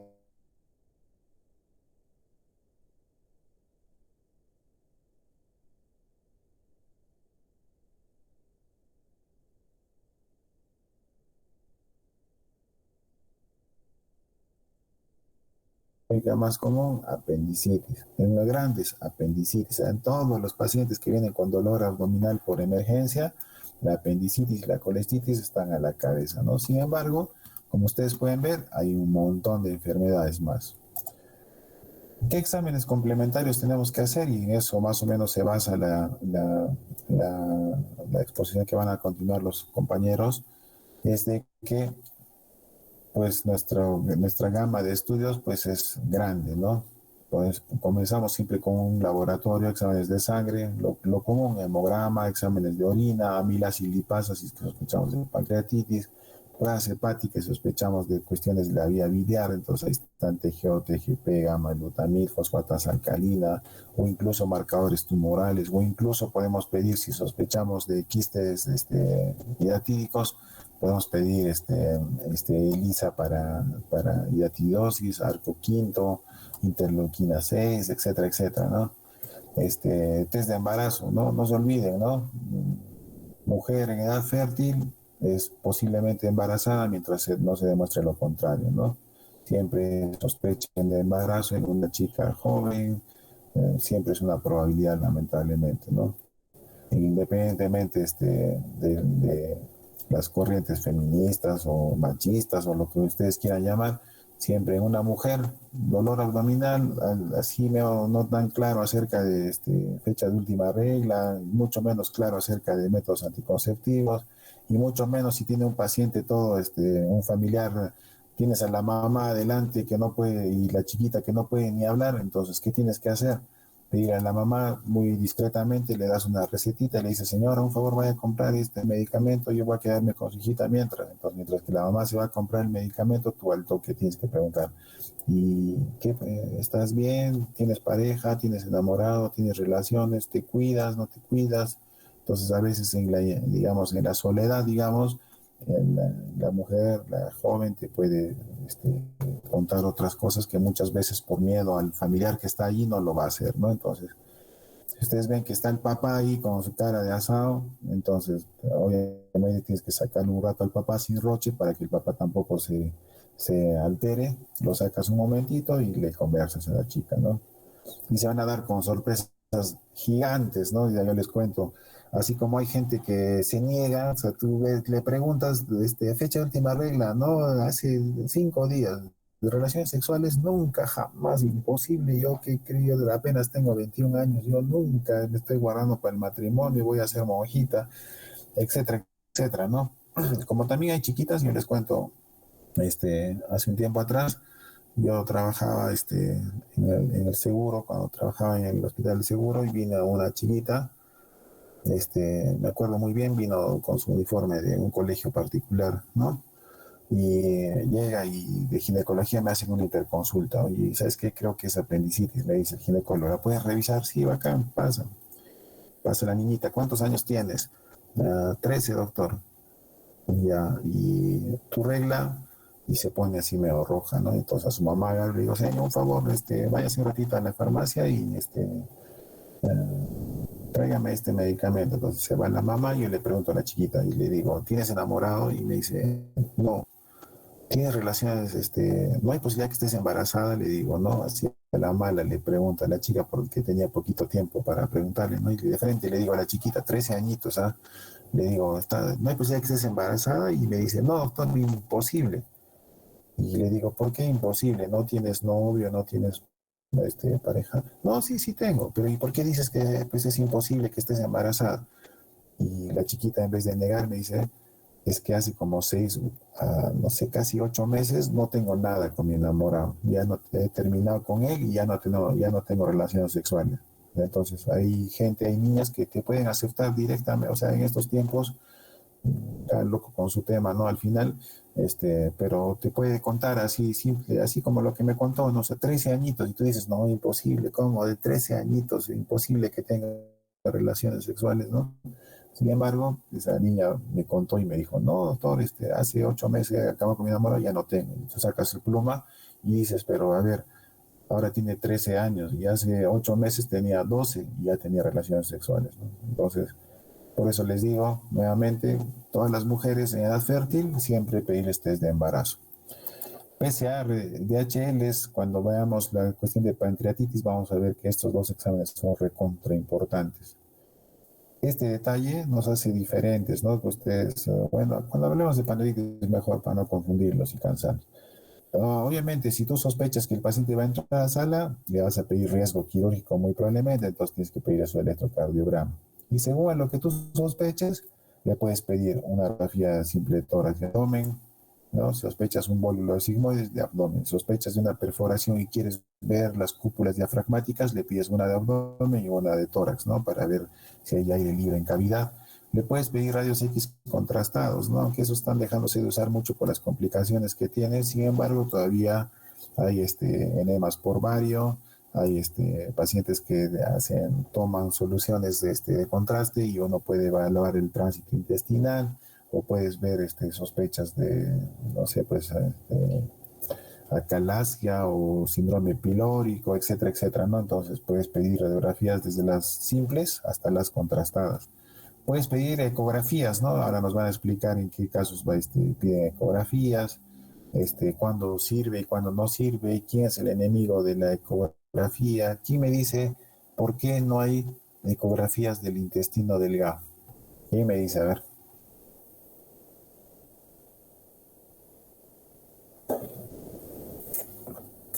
Chicos, están Por el despiertos. aire, doctor. ¿Ah? Por Por el aire. el aire, ¿no es cierto? Porque eso ya sabemos que el peor enemigo de una ecografía es el aire, ¿no es cierto? Por eso es que la ecografía del intestino no existe. ¿Y el mejor amigo de la ecografía quién es? Aparte del sólido, obviamente, o sea, para el hígado, así bacán la ecografía, ¿no? Líquido. Pero el líquido, ¿no es cierto? Y esa es la explicación de por qué cuando queremos hacer una ecografía de la próstata, ¿qué le pedimos al abuelito o al varón que le quieres hacer ecografía de la próstata? Le pides que tome harto agua para que su vejiga esté así a punto de reventar de líquido, ¿no? Y ahí le haces la ecografía y la próstata la vas a ver pues así de par en par, ¿no? Tranquilo. Por ejemplo, ¿no? Y eso es lo que... y el conocimiento de eso nos hace entender lo siguiente. Cuando tú sospechas de cálculos en la vesícula tiene bilis, ¿no es cierto? Entonces, cuando tú sospechas de cálculos en la vesícula, le pides una ecografía y te va a ayudar un montón. Pero, ¿qué pasa si tienes cálculos en el colédoco? ¿Te sirve la ecografía o no? ¿Qué dicen ustedes? ¿Qué me dicen, chicos? ¿Sirve o no la ecografía para ver la vía biliar principal, o sea, el colédoco, el hepático común? ¿Sirve o no?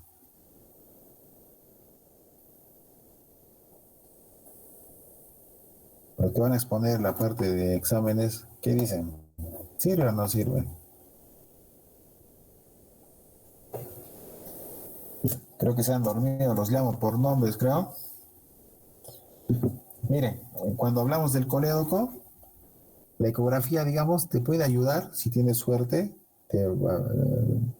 Acuérdense que, por ejemplo, el colédoco tiene 4 porciones, ¿no es cierto? Dos de ellas están por encima del intestino. Entonces, cuando para tu buena suerte tienes el cálculo que está en la primera y segunda porción del colédoco, chévere, lo ves por ecografía. Pero ¿qué pasa con la tercera y la cuarta porción? Va a ser intrapancreática y la otra es la retroduodenal, ¿no es cierto? Entonces justo va a estar por detrás del duodeno. Y si ustedes me están diciendo que el intestino muchas veces está lleno de aire, van a poder ver un cálculo en la vía biliar en la parte distal, muchas veces, No, y otras veces no, ¿verdad? Porque si para vuestra buena suerte el duodeno está aplanadito o está lleno de líquido ese rato, chévere, lo ven así. Pero si por ahora el paciente está en ayunas y está lleno de gases porque ha hecho un hilo por una X cosas, entonces ahí no voy a poder ver. Entonces en ese caso, yo ya tengo que saber de que la ecografía no es no es un examen que ayude mucho en lo que es vía biliar. Entonces yo cuando sospecho de cálculos en el colédoco, mi examen de elección es la resonancia, la colangioresonancia, ¿no? Y así, ¿no? Entonces, queremos ver, sospechamos dolor en flanco izquierdo, relacionado a hematuria, a dolor intenso, paciente que se mueve de aquí para allá, que se sienta, se levanta, al toque yo sospecho litesis renal, y en ese caso lo que tengo que hacer es le pido una ecografía y la ecografía te dice imagen sospechosa de cálculo o signos indirectos que son aumento del volumen, digamos, de la cáliz renal o del uréter más ancho, etcétera, etcétera, y yo sospecho, entonces al toque le tengo que pedir una urografía excretora que casi ya no se hace, y en estos tiempos lo que se hace es una urotac, ¿no? O una tomografía del riñón y de las vías urinarias con contraste a lo que se llama urotac, ¿no? Las tomografías, ya ahora vamos a ver que son de recontraayuda, ¿no? En los plastrones apendiculares, en las pancreatitis, en todo lo que son neoplasias de colon, neoplasias del estómago, de neoplasias del, del hígado. Cuando hablamos no solamente de neoplasias, sino ponte un quiste hiatídico. Hay quistes hiatídicos que se pueden operar por la laparoscopía y otros no. Entonces, para definir si vas a operar con una cirugía laparoscópica, va a ser cirugía abierta, le pides tomografía al paciente y ahí tú puedes evaluar el tamaño del quiste, cuántos quistes hay, en qué localizaciones están, en qué lóbulos hepáticos están, y según a eso voy a decir, no, a este paciente lo opero con cirugía abierta, porque está en un lóbulo en el número 7, en el 8, está muy posterior, no voy a llegar por la paroscopía, entonces le hago cirugía abierta, ¿no?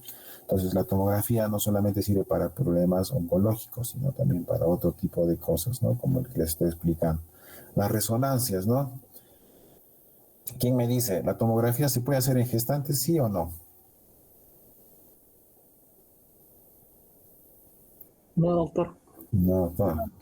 Ya, ahora se van a enterar de que sí se puede hacer. De hecho, la cantidad, al inicio, cuando había unos tomógrafos así anticuchos así, sí, la emisión de rayos X, que al final es lo que utiliza la tomografía, la radiación tenía concentraciones muy altas, por eso es de que no se recomendaba su uso en gestantes. Sin embargo, con los nuevos modelos de tomógrafos que hacen multicorte y la emisión de radiación es mucho menor, ahora hay estudios que muestran que sí se puede hacer. No es algo que se recomiende, pero se ha visto de que sí se puede hacer y que no tiene mayores complicaciones porque la cantidad de radiación que utilizas cada vez es mucho menor y eso nos permite hacer, ¿no? Entonces, hay cosas que todavía están en estudio, pero por ejemplo la tomografía en gestantes sí se puede hacer, aunque no se recomienda al 100%. ¿La resonancia se puede hacer en gestantes, sí o no? sí, doctor. ¿Cierto? Normal, la resonancia no hay ningún problema, es como la ecografía, le puedes hacer aunque sea diario a tu paciente, a tu gestante, y y no pasa nada, ¿no? No, absolutamente, ¿no? Hay un miedo al respecto, al menos cuando hablamos de gestantes, el hecho de, señor, hay que hacerle endoscopía mensual, y dicen, no, ¿para qué? O perdón, ecografía mensual, no, mi hijito, ¿qué le va a pasar? Y al final no tiene nada que ver, ¿no es cierto? Y conocí a una ginecóloga que cuando estaba gestando se hacía ecografías a diario, así le encontró una manía, digamos, por hacerse ecografías a diario y nunca le pasó nada a su hijito, ¿no? Absolutamente. Igual con la resonancia no es radiación, es otro tipo de cosas, como su nombre dice, es más como magnetismo, ¿no es cierto? Y no le pasa absolutamente. Entonces, si tú sospechas de cálculos en la vía biliar, cálculos en la vesícula, complicaciones de estas, a una gestante, sin más miedo le haces una resonancia magnética. Si después de esto igual no funciona, ya sabes de que hay cuestiones endoscópicas o procedimientos endoscópicos que puedes hacer, ya sea la endoscopía digestiva, sospechas de un ampuloma, tiene paciente histérico, una abuelita mayor de edad, ictericia progresiva, le haces ecografía, no hay cálculos en la vesícula, vía biliar ancha, al toque tengo que pensar que hay algo que está obstruyendo la parte distal y lo más común en esa parte, ampulomas. Entonces a ese paciente le pediré una interconsulta gastro para que le haga una endoscopia digestiva y vea o pueda evaluar si hay algún tumor periampular, ¿no? En el misma ampolla, los ampulomas, o tal vez alrededor, en la cabeza del páncreas, en el duodeno, etcétera, etcétera, ¿no? O la otra es pues hacerle la paroscopía diagnóstica, ¿no? Como examen complementario. Como les decía antes, cuando ya han hecho todo esto y no hay nada, entonces tu último recurso, una laparoscopía diagnóstica. O puedes hacer punción, o puedes hacer punción de fondo de saco, ¿no? Es lo que hacen los ginecólogos cuando sospechan de embarazo ectópico, ponen al paciente en posición de litotomía, se van por el costadito del cuello del útero hasta el fondo del saco y ahí con una aguja pinchan, o sea, llegan al abdomen y si jalan sangre, ya con eso ya están dando su diagnóstico de embarazo ectópico, ¿no? Y el paciente lo meten a sala, ¿no? Entonces, se puede hacer eso. El lavado peritoneal que les dije, o al final, pues lo que ya no se hace en estos tiempos, pero a veces algunos lo hacen todavía, es una laparotomía exploratoria. Entonces, fíjense cómo nos puede ayudar las radiografías, ¿no? Un neumoperitoneo, normalmente este es el hígado, debería estar pegado acá al diafragma, pero si yo tengo un espacio, el diafragma y el hígado y ahí hay aire, entonces puedo decir que es un neumoperitoneo por una perforación del intestino, del apéndice, del estómago, de algún sitio, el cual está haciendo salir pues el aire, ¿no? Las oclusiones por adherencia se ve así múltiples niveles. La neumatitis intestinal van a ver que hay un refuerzo así con esta rayita negra en las paredes intestinales. El bólulo de sigmoides así todo distendido, las apendicitis con lo que se llama asa centinela. O a veces cuando hay borramiento del psoas vas a ver, y esto significa que hay líquido abundante en el abdomen, así todo lo ves blanco y no ves ninguno de estos intestino, si lo ves así nomás, entonces ya tengo que sospechar en líquido libre en cavidad, entonces ahí puedo ver peritonitis, ascitis, etcétera, etcétera, ¿no? Hemoperitoneos, etcétera. No se olviden en antecedentes, ¿no? Enfermedades previas, litiasis, ¿no? El paciente que viene con ecografías, ya te trae 3, 4 ecografías, ya sabe que tiene cálculos y que ya comió ayer lechón, comió salchipapas y le viene con dolor, ya al toque litiasis biliar. Enfermedad diverticular, ¿no? Pacientes, ustedes saben que todo lo que es pólipos, divertículos, muchas veces son familiares, son pacientes que ya vienen crónicamente, que han ido al gastroenterólogo, les han hecho colonoscopia, etcétera, etcétera, etcétera, y al toque ya sospecho de divertículos, ¿no? Hernias. El mismo cuadro clínico, acuérdense de que hay muchas enfermedades cuyo diagnóstico al 90% es clínico, ¿no? Y el caso clásico de eso es la apendicitis. La apendicitis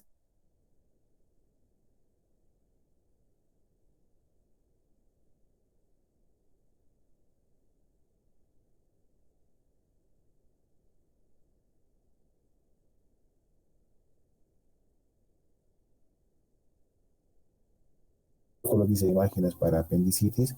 Sin embargo, en los primeros estadios de la apendicitis no te ayuda. Los exámenes de sangre, puede que incluso hay pacientes, montón de veces hemos operado pacientes con apendicitis que no tienen leucocitosis. O al revés, tienes una gestante que tiene leucocitosis de 16.000, eso es fisiológico, ¿no es cierto? Normalmente en el embarazo, cuando hagan ginecología, van a ver las alteraciones funcionales normales en el embarazo, y una de esas es de que hacen leucocitosis normales. Entonces tú no puedes evaluar a un paciente con gestante con apendicitis tan solo en base a su hemograma, porque tú ya sabes de que eso no va a ser real en realidad, ¿no? Y los exámenes complementarios, ¿no?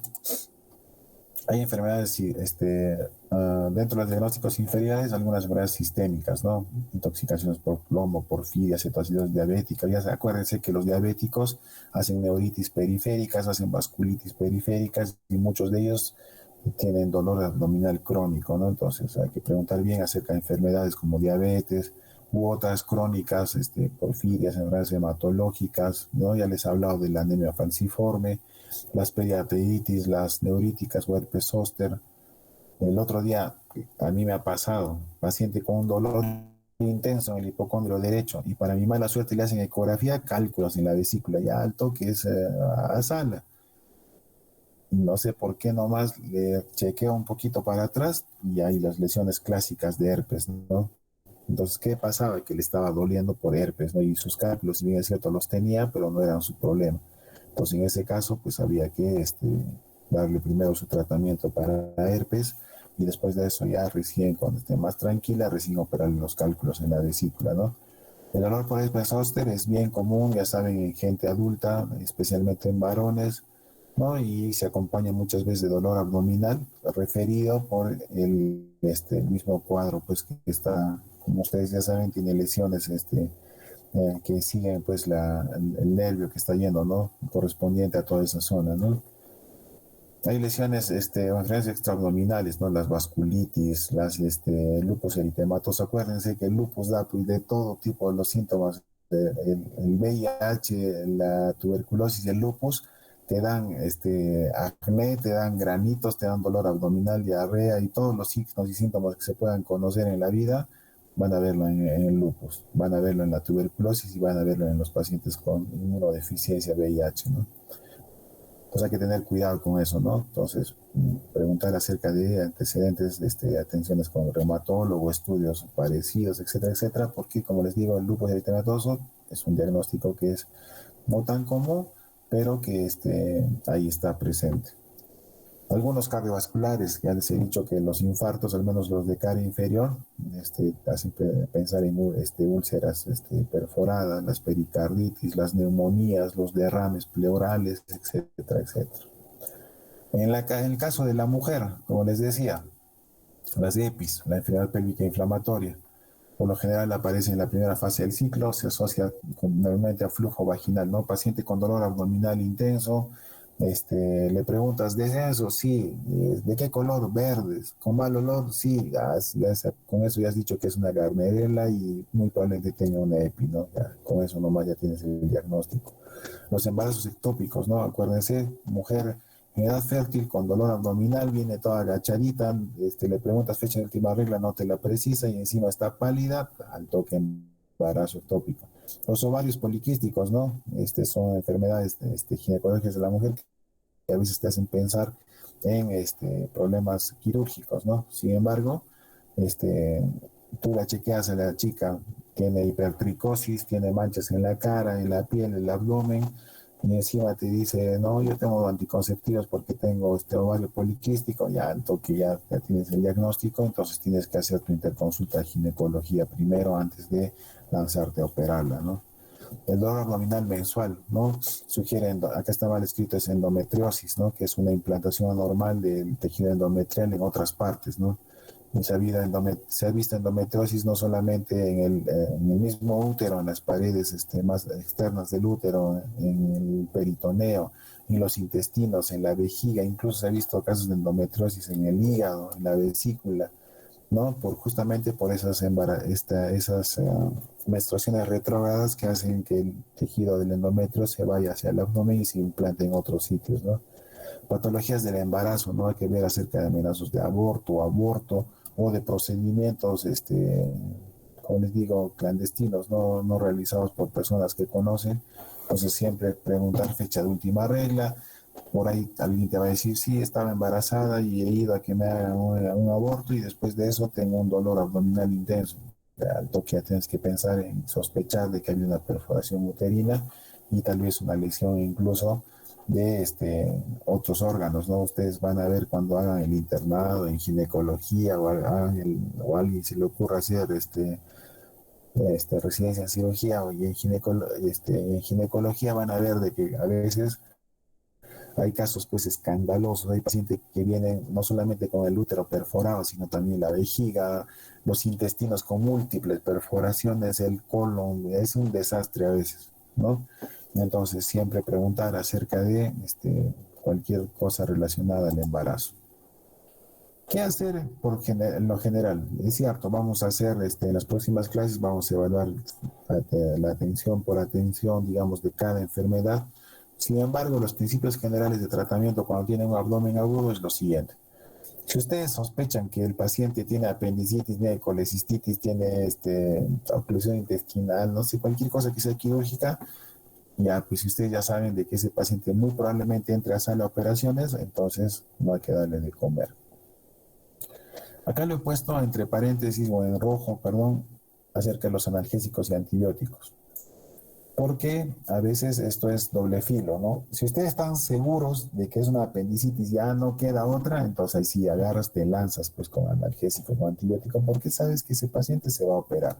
Pero si no tienes la seguridad de que sea una apendicitis y tienes otros diagnósticos diferenciales desde médicos, no sé, pues un cálculo ureteral, problemas ginecológicos, problemas del embarazo, qué sé yo, es mejor no iniciar ni analgésicos ni antibióticos porque esto puede hacer lo que se llama enmascarar el cuadro. Porque hacer pasar el dolor pues, es la cosa más sencilla, ¿no? Y ese es un problema. La gente normalmente va al hospital cuando ya no le queda nada. Antes ha ido a la farmacia y en la farmacia lamentablemente muchas veces, en algunas farmacias grandes ya les obligan que haya un químico farmacéutico, un técnico de farmacia que más o menos ya tiene ideas.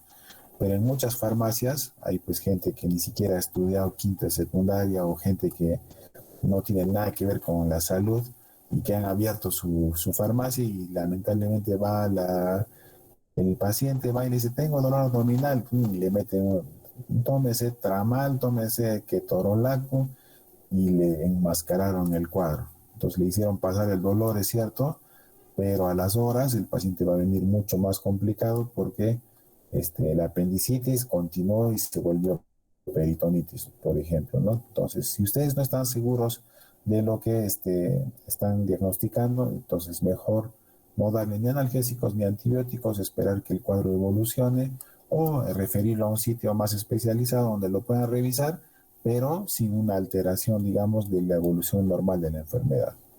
Lo que sí siempre hay que hacer es hidratar adecuadamente, mucho más si se trata de pacientes con oclusión intestinal.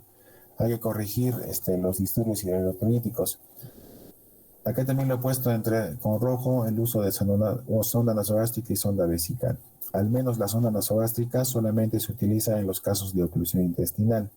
Entonces, si tú sospechas que es un bólvulo sigmoide, es una oclusión por adherencia, es un hilio por X motivos, entonces ahí sí le pones sonda nasogástrica.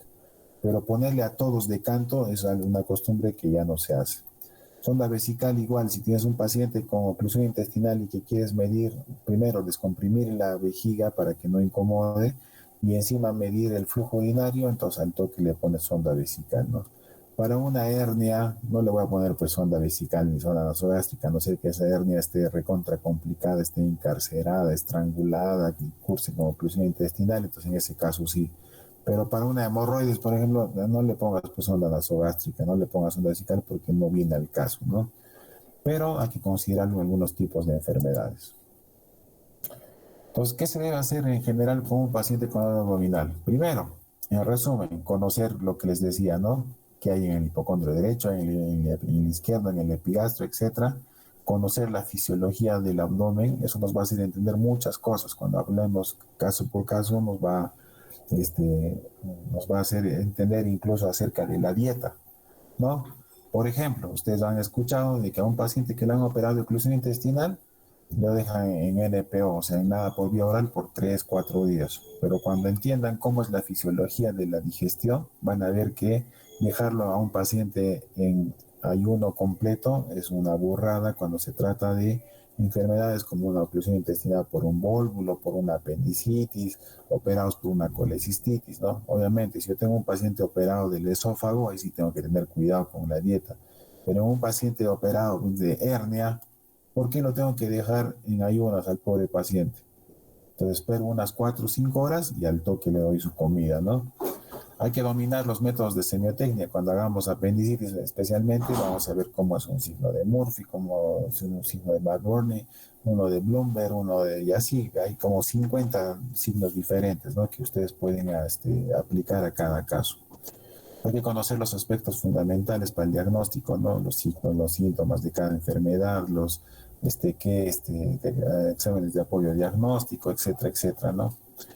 No hay que medicar a un paciente si no tienes diagnóstico, lo que les decía, no le pongan analgésicos ni antibióticos si no están seguros de lo que están diagnosticando, porque pueden hacer confundir a ustedes mismos o al médico que después lo va a evaluar. Como es quirúrgico, hay que hacer el diagnóstico lo más precoz posible. No es lo mismo operar una apendicitis que tiene 6 horas, 8 horas, 12 horas a tener una apendicitis de 4 días con peritonitis, con plastrón y con perforación del ciego alrededor. Pucha, es un desastre, ¿no? Entonces hay que tratar de ser lo más rápido posible acerca del diagnóstico. Hay que hacer una historia clínica completa, ya saben, hacer una buena análisis, percusión, auscultación, etcétera, ver todos los antecedentes, cirugías previas, exámenes auxiliares previos, ecografías previas, tomografías previas, etcétera, etcétera. Si el paciente fue medicado, o sea, si el paciente se fue a la farmacia y le dieron tramadol con 2 ampollas, con un ketorolac, una ampolla, obviamente si lo evalúas ese rato, no te va a dar un buen resultado. Entonces hay que esperar unas 4 o 5 horas, que es la vida media más o menos aproximada, en la cual la mayor parte de los analgésicos comienza a disminuir en su actividad. Entonces esperamos que pase el efecto y recién lo podemos evaluar al paciente, ¿no? Hay que recurrir siempre, aparte del examen físico, hay que recurrir a exámenes complementarios. Ahí tienen una gama de cosas que pueden utilizar: ecografías, tomografías, resonancias, gammagrafías, laparoscopías diagnósticas, punciones, el lavado peritoneal, ecografías de ecofaz. Se tienen un montón de cosas para hacer. Si sospecha de síndromes hemorrágicos, hacer punciones abdominales. En el caso de los ginecólogos, como les dice, hacen una punción en el fondo del saco. Y hay que siempre recordar experiencias previas y errores cometidos, ¿no? Entonces esto se logra con la experiencia. Entonces al inicio, pues hay que ser muy cuidadoso, ¿no? Cuando pase el tiempo, tú, como te digo, tan solo ves a un paciente entrar y dices, este es apendicitis. Incluso muchas veces el aliento que tiene el paciente te hace pensar, ¿no? El aliento que tiene el paciente de oclusión intestinal es diferente al aliento que tiene un paciente con apendicitis, ¿no? Pero eso al inicio pues no te das cuenta. Cuando eres interno todos apestan igual, ¿no? Pero cuando va pasando el tiempo te vas dando cuenta. Es igual que el ginecólogo, ¿no? El ginecólogo huele y te dice, no, esto es clamidia, no, esto es Gardnerella, no, esto es otro tipo de hongo, ¿no? O esto es una bacteria, qué sé yo, ¿no? Igualito los cirujanos tenemos, con el tiempo vamos aprendiendo, ¿no? Entonces es una cuestión de experiencia, ¿no? Que eso se logra poco a poco. Entonces no hay que desesperar, ustedes son médicos en formación, no tienen que conocer todo. O sea, esa idea de que yo les estoy enseñando cirugía abdominal para que ustedes salgan cirujanos abdominales al final del semestre es una burrada, ¿no? Ustedes tienen que saber estas cosas, cómo hacemos el tratamiento inicial de cada enfermedad. Yo no les pido en este curso que me digan, a ver, ¿cuál es la técnica de Liechtenstein para hernia inguinal y descríbame al 100%, ¿no? Pues eso no tiene sentido. O sea, esto es para esa cuestión, la voy a preguntar al residente en cirugía que se está formando ya para ser cirujano.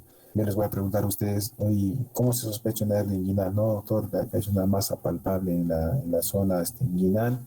Encima le pides al paciente que haga un esfuerzo, una maniobra de Valsalva y esa cosa crece, lo cual significa que se está saliendo por ahí, eso es una hernia, ¿no? ¿Y qué vas a hacer en una hernia? Bueno, si no está complicada, lo voy a referir al consultorio de cirugía para que vaya por cirugía para una cirugía programada. Pero si yo escucho en el zona de la hernia y escucho borborismos, o sea, ruidos intestinales, y el paciente está con vómitos y está con distensión, significa que su hernia se ha estrangulado o se ha encarcerado. Entonces ese paciente ya no tiene que ir por consultorio externo, sino tiene que irse por emergencia. Entonces lo que voy a hacer es referir al paciente de emergencia. Y encima, como está ocluido, le tengo que poner una vía y hidratarlo bien. Tengo que ponerle sonda nasogástrica porque está que vomita por la oclusión. Y como tengo que medir el flujo urinario, le pongo su sonda vesical. Esas cosas me tienen que contestar ustedes. ¿Cuál es el manejo inicial? O sea, que ustedes sepan reconocer la enfermedad ya en el manejo inicial de ese paciente. ¿Ya? Entonces, bien, la parte de abdomen agudo pues es una locura en realidad. Puede ser uh, muy sencillo de diagnosticar muchas veces como también muy complejo. O sea, operar es facilito, o sea, cirugía pues no es nada del otro mundo, es una pichanga, pues, o sea, uno aprende a operar con el tiempo y puedes operar apendicitis en 10 minutos, pues sencillísimo, puedes operar vesículas en 15 minutos, puedes hacer un bolo sigmoides en 40 minutos, en media hora. Eso no es difícil. Lo difícil es saber cuándo operar, a quién operar. O sea, el cirujano viejo no es el que opera a todos así de canto, no es como el cirujano joven que agarra y todo lo que se le cruza en el camino comienza a operar y operar y operar, a veces con criterio, otras veces no. El cirujano con experiencia sabe cuándo esperar, sabe cuándo operar y lo más importante, el más experimentado sabe cuándo no operar. Entonces, a eso tienen que llegar ustedes, ¿no? A saber diagnosticar la enfermedad y darle su manejo inicial y saber cuándo referirlo o no a un centro hospitalario donde tengas pues cirujano o al servicio de cirugía, ¿no? Entonces, bueno, ese es el tema de hoy día. Es un tema un poquito largo, un poco así medio inespecífico, pero a la vez muy interesante porque ustedes se han visto de que el síndrome de abdomen agudo pues es un síndrome gigantesco donde uno puede ver cientos de enfermedades, ¿no? Enfermedades que aparentemente son endocrinológicas acaban siendo abdominales, ¿no? Enfermedades cardíacas, como ustedes han visto, acaban siendo abdominales. Enfermedades pulmonares acaban siendo un quiste hidatídico pulmonar. Muchas veces hace tránsito al abdomen, hace su perforación y acaba en cirugía abdominal, ¿no? Y así, entonces, el abdomen, como les dije al inicio, pues es una caja de Pandora y hay 80 cosas por ver en el abdomen, ¿no? Entonces, no sé si tienen alguna pregunta de todo lo que les he hablado, ¿no? Espero que no se hayan dormido en la clase. Si alguien tiene una No, pregunta, por favor. doctor, un paciente de 17 años con diagnóstico de cálculos biliares, ¿no? Cálculos biliosos, eh, y va a la consulta por cólicos tras ingesta copiosa De gracias. de alimentos grasos, ¿no? Entonces, lo que se debería hacer es operar. Entonces, ahí cuando hagamos la litiasis vesicular, vamos a ver de que, al respecto de los niños, por ejemplo, ¿no? Los cálculos en los niños o en la gente muy joven hay que manejarla de una manera un poquito diferente.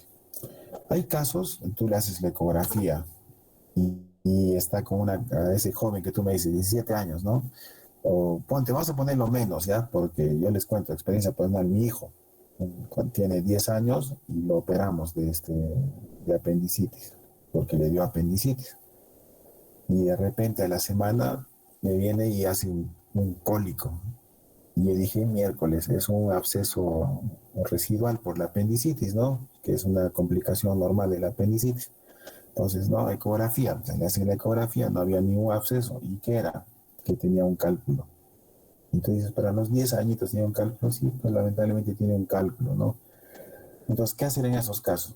Si el paciente viene y tú le haces ecografía, le haces sus exámenes de laboratorio y ves que hay leucocitosis y encima le haces la ecografía, parece engrosada, incluso hay aire en las paredes, ya significa de que su vesícula está gangrenada, está necrosada por culpa del maldito cálculo, ya caballero nomás, por más niño que sea, por más jovencito que sea, 12, 13, 15 años, tienes que operarlo, no queda otra.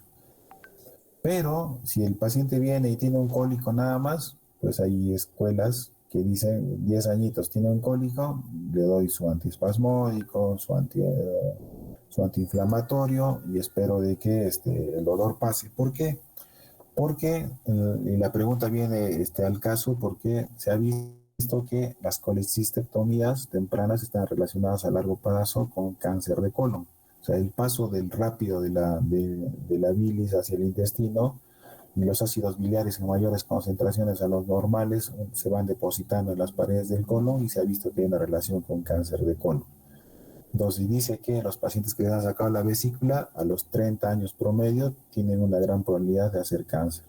Entonces, si yo tengo 50 años, 60 años y me operan de la vesícula, que me dé cáncer de colon a los 90, ya pues probablemente con el cáncer de colon o con neumonía o con vejez simplemente voy a morir muy probablemente. Pero si yo tengo 10 años y calculo que a los 40 se le pueda presentar un cáncer de colon, entonces ahí tengo que valorar y tengo que más bien esperar, o sea, le doy su antiespasmódico, le doy así el tratamiento y aguantarle al máximo de lo que sea posible la cirugía. Eso es lo que hay que hacer. Como les vuelvo a decir, si el paciente está pues, mal, está séptico, tiene, por más chibolito que sea y tiene su vesícula toda gangrenada, tiene todo, ya, ay, no, caballero, no queda otra cosa que operarlo, ¿no? ¿Por qué? Si no se va a complicar con cosas más graves como una peritonitis biliar o una pancreatitis, que son mucho más graves, ¿no? Entonces no queda otra. Eso lo vamos a ir viendo en cada clase. O sea, cuando hablemos de apendicitis, no es lo mismo una apendicitis en gestante, no es una apendicitis en niños, apendicitis en ancianos, son diferentes cuadros clínicos y diferentes formas de diagnosticarlo y de manejarlo también, ¿no? No sé, si alguien tiene alguna otra pregunta, por favor. Doctor, buenas noches. Gracias. Sí, Pablo, buenas noches. Doctor, buenas noches. En el caso de cálculos, Ajá. ¿se podría operar en cualquier parte del conducto colédoco o existe alguna parte en la cual esa sea más difícil? Mm, las, en el caso de los cálculos en el colédoco, se operan sin ningún problema. Y eso es ¿qué les digo? En los congresos, cada vez más los gastroenterólogos son más invasivos, ¿no? Y cada vez hacen más endoscopía con papilotomía, extracción de cálculos, y cada vez al inicio sacaban cálculos de 5 milímetros, ahora ya han crecido a 10 milímetros, los más experimentados sacan incluso cálculos hasta de 15 milímetros, grandecitos. Y la tecnología también les ha ido ayudando, ¿no? Antes su endoscopio así básico, ¿no? En cambio ahora ya hay endoscopios con litotriptor, con cánulas mucho más delgadas, etcétera, etcétera. Pero cuando el gastroenterólogo no puede, y eso es una pues, discusión siempre en los cursos de cirugía también, los cirujanos también somos cada vez más invasivos y operamos toda la vía biliar en realidad. Se hace por cirugía laparoscópica, antes se hacía solamente por cirugía abierta, pero ahora pues casi todo lo hacemos por vía laparoscópica. Hacemos exactamente lo mismo que lo que hace el gastroenterólogo, pero por vía laparoscópica exploramos transcístico o transcoledociana, sacamos cálculos, hacemos coledocoscopía, hacemos derivaciones biliodigestivas, podemos poner stents en la vía biliar, o sea, podemos hacerlo en realidad pues todo lo que querramos. Lo difícil no tanto es en el colédoco, lo difícil es cuando hay pacientes que tienen cálculos intrahepáticos, ahí sí estamos fregados y en muchos casos incluso acaban en hepatectomías, ¿no? De algunos segmentos, ¿no? Cementectomías hepáticas, ¿no? Así es. En cambio, en el colédoco no hay ningún problema. Y si es que hay un cálculo distal enclavado, le solucionamos haciendo la derivación biliodigestiva laparoscópica sin ningún problema.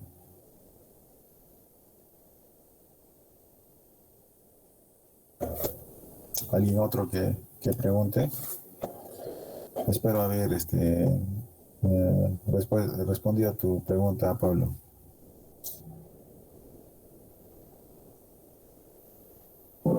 Sí, doctor, muchas gracias. Entonces, sí, Jules, dime.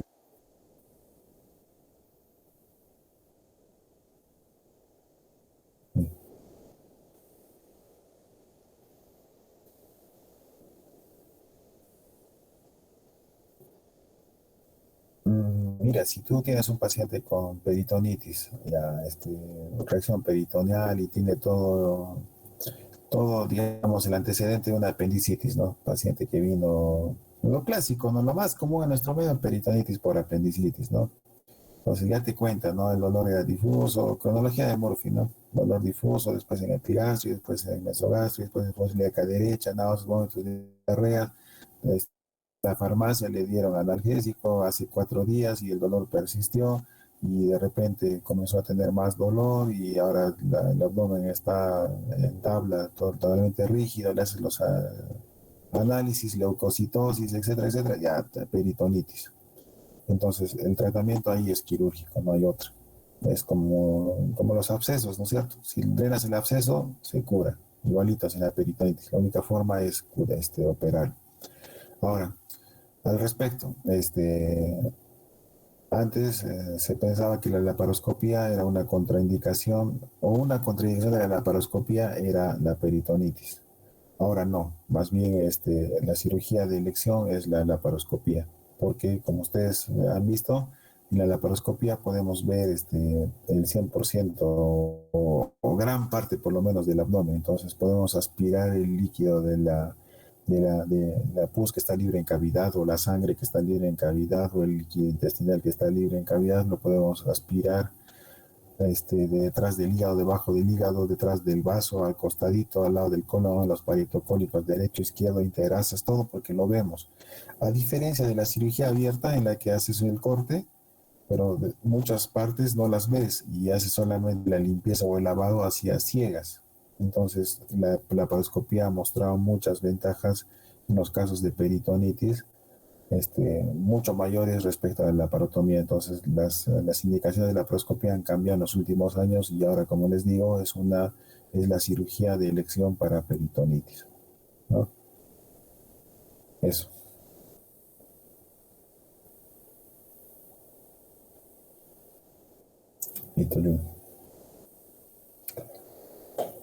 ¿Alguien más que quiera preguntar? Listo, chicos. Entonces, ¿el grupo continúa o prefieren dejarlo? Porque ya son las 12 de la noche. ¿O lo dejamos para otra nochecita o quieren de una vez hacerlo? Yo no tengo problema en hacerlo ahorita de una vez. Pero depende de ustedes, ¿qué dicen? Doctor, disculpe, no sé si es que lo podríamos hacer para el siguiente, porque creo que la mayoría de los compañeros ya están... Ya están durmiendo. Ya, sí. Sí, tampoco quiero aburrirlos. Entonces podemos quedar, Mariluz, puedes quedar con tus compañeros y una nochecita solamente para la exposición, para la parte que queda de la exposición, ¿ya? Y el lunes Ok, doctor. y el lunes nos encontramos en horario normal para hacer la clase normal, ¿ya? Entonces, nuevamente disculpas por ayer, fue mi error, ya, yo me olvidé que teníamos clase ayer, discúlpeme, por favor, se los pido. Y bueno, y gracias por asistir hoy día. No sé si alguien tiene No se algún preocupe, doctor. más antes de que acabemos la clase. Doctor, disculpe, el día lunes entonces va a exponer el grupo 6 y programamos otra clase para el grupo 5. Sí, por favor. ¿Cómo? O, Ok. o si quieren, ese día, si nos alcanza tiempo, lo hacemos de una vez las 2 exposiciones para no perjudicarle el avance. Después de esto, prácticamente es una parte teórica más y después ya se supone que viene el examen. Como les dije al inicio, yo no soy espeso de decirles tal día va a ser a tal hora, así, porque después ya sé que me van a llamar y van a decir, no, doctor, que el doctor de cirugía de tórax nos ha dicho que si es que no damos el lunes de 1 a 3 nos va a jalar, entonces me van a suspender. Entonces yo les pido a todos que coordinen con Mariluz y me dicen, doctor, no se cuelgue el examen para el día jueves de 8 a 10 de la noche, bacán, yo se los cuelgo y no tengo ningún problema. Queden ustedes para que después no me esté. Lo que sí no quiero es que después me cambien. No, mejor el martes, mejor el miércoles, mejor el jueves, nada. Sino de frente me dicen tal día, a tal hora, ¿ya? Entonces queden con Mariluz, yo les dejo ahí para que ustedes sean libres de escoger el mejor horario que sea conveniente para todos los de esta clase, ¿ya? Entonces, si no hay más, muchas gracias por vuestra asistencia hoy día y disculpen nuevamente por lo de ayer, ¿ya? Cuídense mucho, chicos. Gracias, doctor. Buenas noches, doctor. Buenas noches.